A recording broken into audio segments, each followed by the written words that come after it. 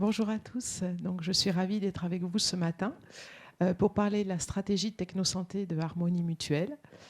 Je vais parler au nom de Nadia Kamal, qui n'a pas pu être avec nous ce matin, qui est directrice de la filière innovation chez Harmonie Mutuelle. Je travaille très étroitement avec elle, notamment en étant implantée au niveau du territoire où nous sommes aujourd'hui. Je suis sur la région Grand Sud et je suis vraiment le référent en termes d'innovation sur tous ces territoires. Donc, ce que je vous propose, c'est de vous faire ma présentation. Vous poserez vos questions en suivant. N'hésitez pas à m'interrompre si jamais il y a vraiment quelque chose sur lequel vous voulez une précision avant que j'avance plus. Je vais vous présenter tout d'abord les objectifs et le contexte de notre entreprise très rapidement pour après passer sur la stratégie en soi.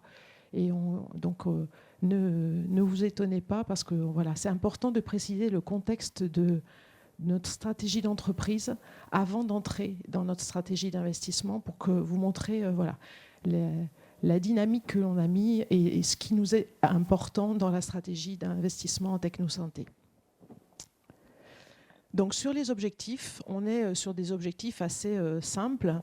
L'idée, c'est de proposer effectivement de nouveaux services à nos adhérents et aussi aux patients, puisque dans Harmonie fait partie d'un groupe, le groupe Vive, et que dans le groupe Vive, il y a énormément de services et de services de santé. Donc on travaille vraiment en synergie avec toutes les entités. Et quand une start-up s'adresse à nous, on a une vraie dynamique pour pouvoir l'adresser à la structure du groupe Vive qui va vraiment pouvoir lui permettre de se développer. On veut aussi développer des champs d'innovation avec un regard plus pointu et plus proactif sur tout ce qui est l'accompagnement social et la prévention. Ça, c'est un champ important. Alors, la prévention, on entend parler. L'accompagnement social, et dans les déterminants de santé, on a quand même un déterminant social qui est très important. Et le fait que la personne, elle vive des situations difficiles en dehors de sa santé, peut aussi avoir un impact sur sa santé. Donc, c'est vraiment des sujets qu'on adresse également. Ensuite, en tant qu'Harmonie Mutuelle et Mutuelle des entreprises, eh bien, on a un axe qui est aussi très braqué sur le monde de l'entreprise. Et le monde de l'entreprise, depuis quelques années, est intéressé par la santé, puisque le dirigeant est responsable de la santé de ses salariés et de plus en plus de dispositifs obligent et intéresse l'entreprise pour valoriser la santé des salariés, développer de la prévention, etc. Donc il y a de nouvelles choses à inventer et aujourd'hui, on n'en est qu'au début. Enfin, il faut absolument qu'on ait une dynamique d'innovation, à la fois en interne et en externe. Donc l'objectif de toute la stratégie d'innovation, c'est de garder cette dynamique. On a commencé il y a déjà pas mal d'années, mais il faut vraiment rester dans le mouvement et expérimenter, transférer et aller vers les acteurs de l'innovation sur le terrain. Et l'objectif aussi, comme cette présentation, c'est de vous faire connaître les champs d'intervention d'Harmonie Mutuelle, parce qu'en fait, on nous réduit très souvent au remboursement des soins, et en fait, notre intervention est sur des champs beaucoup plus larges. Donc, on a parlé déjà de l'accompagnement social, de la prévention, mais il y a énormément de services. J'y reviendrai en vous présentant un schéma qui synthétise tous les axes de travail du groupe Vive, et vous verrez que c'est très large. Voilà quant aux objectifs que l'on poursuit quant à cette stratégie en technosanté. Donc, un point important avant de démarrer la présentation, c'est que nous sommes devenus, depuis le 6 juillet 2021, une entreprise mutualiste à mission. Donc, pourquoi être une entreprise mutualiste à mission? En fait, on va, avec cet outil, avoir une boussole qui nous permet de définir nos choix stratégiques et nos actions. Donc, l'entreprise à mission, c'est affirmer contractuellement nos engagements. On est en train de les définir, on a défini des engagements, des objectifs, et nous serons, d'ici 1 an, donc ça va aller très vite, évalués par un auditeur externe sur nos engagements par rapport à cette contrainte que nous nous mettons. On veut donner un supplément de sens à nos collaborateurs, à nos adhérents. On est une entreprise qui n'est pas tout à fait comme les autres. On fait partie de l'économie sociale et solidaire. On est mutualiste, donc on a des valeurs particulières et on souhaite les communiquer, les faire mieux comprendre. Donc c'est cet aspect du supplément de sens que l'on veut donner. On veut élargir notre champ d'action, donc ça je l'ai évoqué avec les objectifs. Par exemple, aujourd'hui, ce qu'on a constaté, c'est qu'on n'est pas forcément présent suffisamment sur les problématiques environnementales. Donc ça va être un axe qu'on va travailler également, puisque dans les déterminants de santé, l'environnement est également très prégnant. Et enfin, on veut accompagner, engager nos entreprises clientes dans une démarche responsable afin d'amplifier ensemble l'impact positif. Donc l'entreprise porte un intérêt fort à avoir un impact positif, mais elle veut aussi entraîner toutes les parties prenantes avec lesquelles elle travaille dans cet impact-là. Donc c'est un point très important. Et je vous invite à découvrir la vidéo que je ne vous présenterai pas là, mais que vous pouvez trouver sur les réseaux sociaux, sur la raison d'être d'Harmonie Mutuelle, et vous verrez que c'est très très bien synthétisé. Et le film donne un peu des frissons aussi. Donc, on va arriver maintenant à la stratégie techno-santé. Est-ce que sur le contexte et sur l'entreprise Harmonie, il y a des questions? Ou sur l'entreprise mutualiste à mission, c'est bon. Donc, sur la stratégie de techno-santé, on a 3 axes de développement qui sont importants.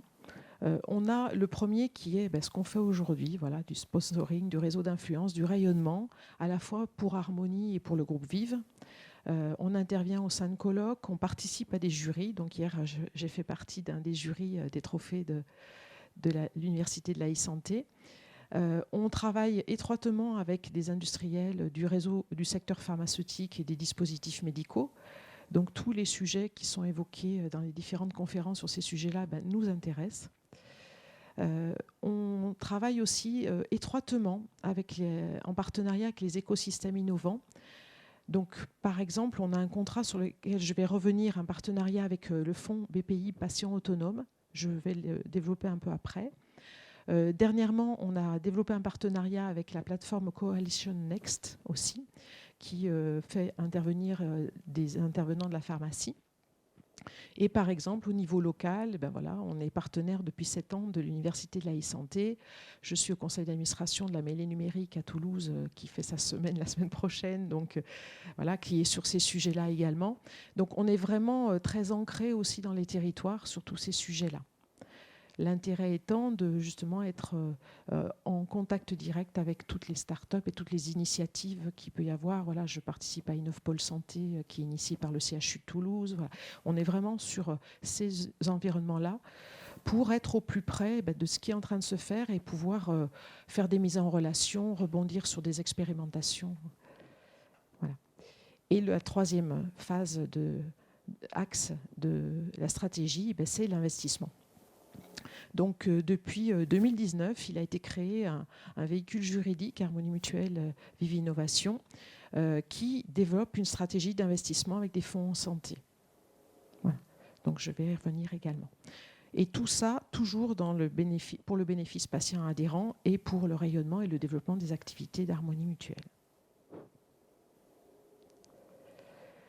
Donc la stratégie, en quoi elle consiste? Aujourd'hui, on travaille avec 5 fonds d'investissement qui ont été sélectionnés par Harmonie Mutuelle et le groupe Vive. Donc c'est Nadia Kamal vraiment qui est au cœur de cette stratégie et qui, je vous laisserai ses coordonnées à l'issue de la réunion, voilà, si vous voulez des informations techniques.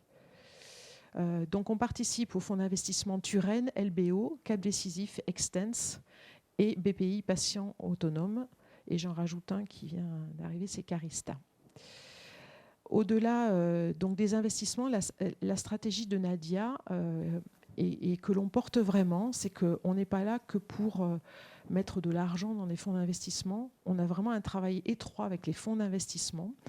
On participe aux réunions avec eux, on travaille avec les startups avec eux et on permet aux startups qui sont identifiées par ces fonds d'investissement de réaliser soit des expérimentations avec tout le réseau que l'on a au niveau d'Harmonie Mutuelle et du groupe Vive. Donc il y a l'idée aussi de faire fructifier les startups qui sont dans ces fonds d'investissement pour que ce soit gagnant-gagnant à la fois pour la startup et à la fois pour les fonds d'investissement et donc pour Harmonie Mutuelle et Vive. Il y a également un fonds qui est au niveau de la Fédération de la mutualité française, qui est au niveau du groupe Vive et qui est géré par Ciparex. Un petit zoom sur le partenariat BPI. Donc BPI, la signature a eu lieu en avril 2019 et depuis fin juin, donc, on a souscrit au fonds BPI Patient Autonome. Sachant que BPI permet d'avoir quelque chose qui est très intéressant avec à la fois le fonds mais aussi toute une communauté qui structure la filière de santé numérique et également un incubateur. Donc nous sommes intervenants, et notamment Nadia, sur tous ces sujets-là et dans toutes les différentes initiatives de BPI. Voilà, vous voyez la photo de la signature avec Catherine Touvray, notre directrice générale, et le directeur de BPI, le fonds BPI Patient Autonome. Alors, un petit zoom sur, parce qu'on parle de technosanté, mais pour vous donner la dimension du groupe Vive, on est aujourd'hui dans un secteur effectivement d'assurance, mais pas que. Et c'est pour ça qu'on tient beaucoup à faire connaître aussi les autres champs sur lesquels on travaille en innovation. On travaille beaucoup sur des services, notamment des services d'assistance. Dans le groupe Vive, on a également mes docteurs, avec ma collègue qui est présente, donc, qui est le service de téléconsultation qu'on avait lancé pour tous nos adhérents dès 2018. Qui ne faisait pas de bruit jusqu'à 2019. Et puis, début 2020, on a eu nos adhérents qui avaient la téléconsultation inclus dans leur garantie. Et là, ça a été une révélation pour tout le monde. Et on était en avance de phase sur ce sujet-là. Donc, merci à mes docteurs pour le travail qu'on a fait avec eux. C'était une coopération aussi d'un grand groupe avec une toute petite structure. Et ça se passe fort bien. On a également toute une branche qui s'appelle VIF3, qui sont les services de soins et d'accompagnement. Donc on a à peu près 17 métiers représentés, l'optique, le dentaire, les pharmacies, l'audioprothèse, des hôpitaux, des EHPAD, donc partout en France. Et c'est à peu près 1000 établissements qui sont disponibles pour nos adhérents. Et on a aussi une branche qui est intéressante, alors on n'est pas tout à fait dans la e-santé, mais c'est important de le dire, c'est le logement, avec le groupe Arcade, qui fait partie du groupe Vive. Et par exemple, il y a des partenariats aujourd'hui qui sont en train d'être travaillés par Arcade pour associer logement et santé. Donc quand je vous parlais d'un univers beaucoup plus large que la représentation en général que l'on a d'une mutuelle, c'était par ce schéma, je trouve qu'on a une grande visibilité des différents métiers et c'est un point important par rapport à notre stratégie. Je vais revenir sur quelques exemples d'expérimentation qui ont été portés grâce au travail avec les fonds d'investissement et le groupe Vive au niveau des services de santé. Donc on a par exemple une expérimentation qui s'appelle Illico, qui est une application développée par Urgo qui permet de mieux gérer la cicatrisation des plaies et qui est travaillée donc dans nos établissements de santé Vive 3. On a une autre expérimentation qui s'appelle Damae, qui est un dispositif d'imagerie optique pour dépister les cancers cutanés. Également travaillé avec nos professionnels de santé. Et enfin, dans le cadre du Fonds Patient Autonome BPI, on a un projet qui est un projet de soins support en oncologie. Donc voilà des exemples de coopération et d'expérimentation que l'on fait au travers de nos stratégies d'investissement en technosanté. Voilà. Donc, pour ma présentation, j'en ai fini. Si vous avez des questions, c'est avec plaisir que j'y répondrai. Bonjour. Florent Richard. Comment se passe le process de décision d'accepter une nouvelle expérimentation? Alors, on est une très grande entreprise. Donc, il y a des comités innovation qui identifient des besoins. Et qui sont au niveau de Vive en général, puisque les expérimentations concernent souvent des services de santé. Et c'est notamment Nadia qui intervient pour définir sur quelle expérimentation on va se lancer. Mais c'est important effectivement d'identifier... il faut déjà que le sujet nous concerne. Ensuite, il faut qu'on ait des établissements qui puissent permettre cette expérimentation. Et donc après, il y a un process interne. Une précision que je vous apporte, au niveau du groupe, comme on est effectivement assez nombreux et sur des métiers complètement différents, il y a une plateforme qui s'appelle Startup Flow. Et quand on est en contact avec une startup, en fait, on renseigne cette plateforme et on la met en visibilité de tous nos collègues par des tags. Ce qui permet, suivant la spécificité de la startup, de taguer, par exemple, prévention ou soins. Et en fait, on arrive ainsi, quand on a un besoin, quand quelqu'un a un besoin sur un développement, notamment dans les services de santé, il peut aller chercher sur la plateforme une entité qui a été contactée par l'une ou l'autre des entités, et ce qui nous permet aussi d'avoir le contact avec la personne qu'il a rencontrée. Quand on est, voilà, ça permet de balayer la France, ça permet de ne pas d'éviter à la start-up de rentrer à toutes les portes et de faire le tour de tout le monde. On a cet outil qui nous permet aussi de mettre en commun les contacts que nous avons au niveau des territoires. J'espère que j'ai répondu à la question. Vous ne le voyez pas, c'est interne. Mais quand vous avez un contact avec moi, je remonte par exemple, et toutes les personnes qui travaillent sur l'innovation ont cet outil-là. Et en termes de généralisation, par exemple l'exemple expérimental avec Urgo sur Helico, quel va être après le business model envisagé pour que l'entreprise qui propose une solution de e-santé puisse généraliser sa solution à d'autres mutuelles, à d'autres acteurs Alors, par rapport à la généralisation, d'abord le premier pas, ça va être de généraliser au sein de l'entité ou du groupe. Donc, par rapport à ça, ça peut être soit un contrat qui permet de commercialiser la solution au bénéfice de nos patients ou de nos adhérents. Ça peut être également les fonds d'investissement qui vont investir dans la société et donc indirectement, nous serons dans la société parce que nous investissons dans ces fonds. Donc le choix a été porté de ne pas investir directement dans des entités, dans des startups, mais bien de passer par ces fonds. Mais on est très acteurs au niveau des fonds, comme je l'expliquais.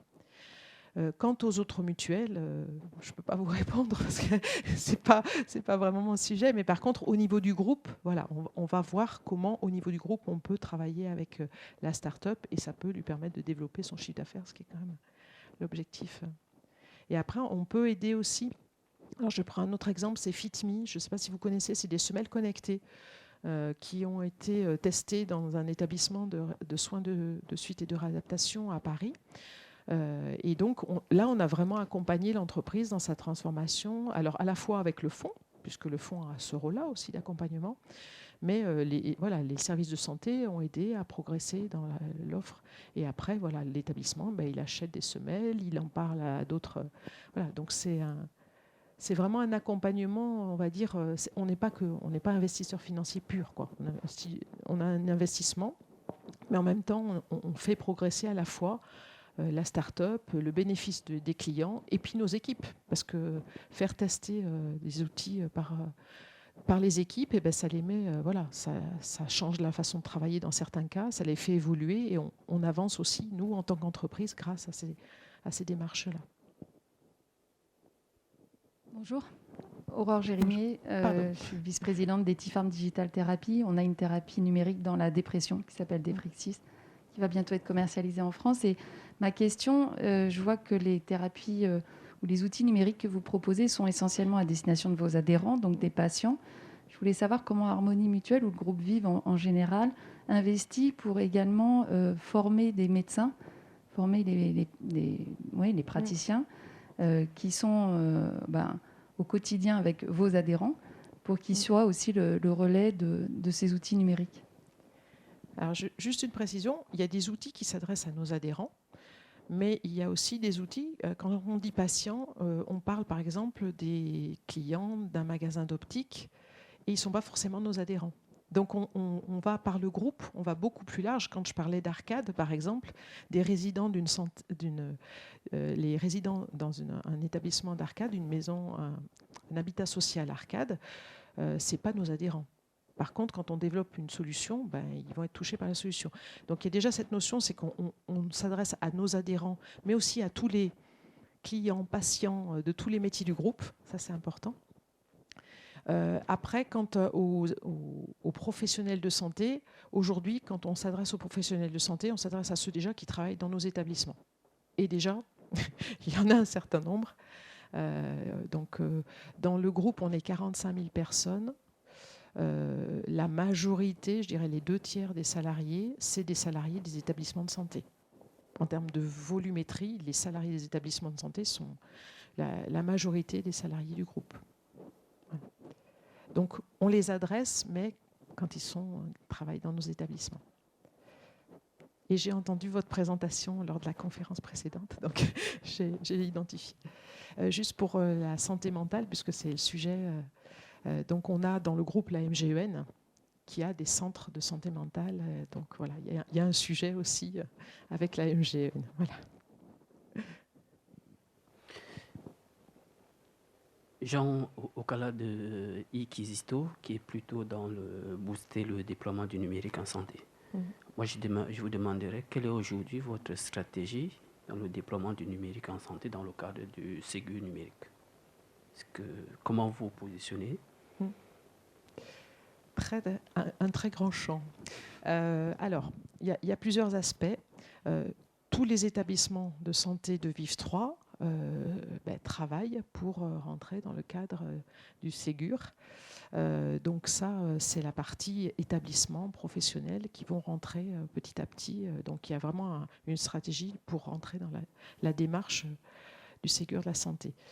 Sur la partie assurantielle, aujourd'hui, ce que l'on travaille, et notamment je le porte alors avec des collègues de chez Vive, il y a une négociation entre Vive et le ministère de la Santé pour être partenaire dans le lancement de mon espace santé.